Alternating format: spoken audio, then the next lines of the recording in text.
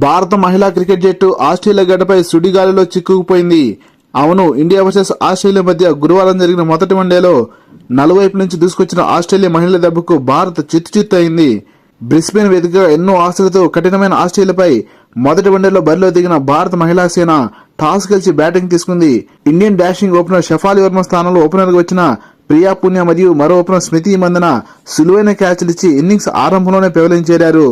చాలా రోజుల విరామం తర్వాత జట్టులోకి వచ్చి ఫస్ట్ డౌన్ లో బ్యాటింగ్ దిగిన హర్లెన్ డియోల్ 3 4లతో 19 పరుగులు మరియు కెప్టెన్ హర్మన్ప్రీత్ కౌర్ 2 4లతో 17 పరుగులు చేసి ఆస్ట్రేలియా బౌలర్ల తెలివైన బంతులకు వికెట్లు సమర్పించుకుని భారీ స్కోర్ చేయడంలో విఫలమయ్యారు.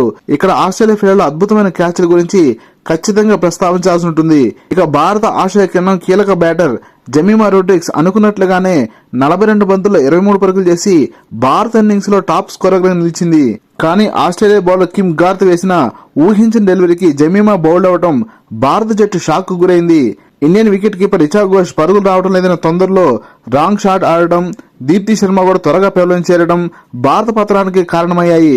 91 పరుగులకు 5 వికెట్లు కోల్పోయిన భారత్ కేవలం 9 పరుగుల తేడాతో మిగతా 5 వికెట్లు కోల్పోయి ఘోరంగా 100 పరుగులకి ఆల్అౌట్ అయింది. ఆస్ట్రేలియా బౌలర్ మెగాన్ స్కాట్ 5 వికెట్లు పడగొట్టి భారత్ను బెంబేలెత్తించింది. 101 పరుగులు ఆస్ట్రేలియాకు స్వల్ప లక్ష్యమే అయినప్పటికీ ఇక్కడ భారత బౌలర్ల పోరాడిన తీరు చాలా బాగుంది. ఆస్ట్రేలియా ఓపెనర్స్ లిచ్ఫీల్డ్ మరియు జార్జియా దూకుడుగా ఆడుతున్నప్పటికీ భారత పేసర్ రేణుకా సింగ్ 3 వికెట్లు పడగొట్టి ఆస్ట్రేలియాను భయపెట్టింది. మరోవైపు స్పిన్నర్ ప్రియా మిశ్రా 2 వికెట్లు పడగొట్టి ఆస్ట్రేలియా మరింత ఒత్తిడిలోకి నెట్టింది.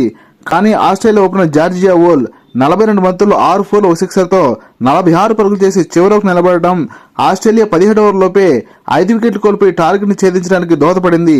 3 మ్యాచ్ల వన్డే సిరీస్ లో భాగంగా ఆస్ట్రేలియా 1-0తో ముందంజలో ఉంది. ఇండియా వర్సెస్ ఆస్ట్రేలియా మధ్య రెండో వన్డే 8వ తారీఖు ఆదివారం రోజు జరగనుంది. లేటెస్ట్ క్రికెట్ అప్డేట్స్ కోసం వీడియో లైక్ చేసి ఛానల్ సబ్స్క్రైబ్ చేస్తామని ఆశిస్తున్నాం.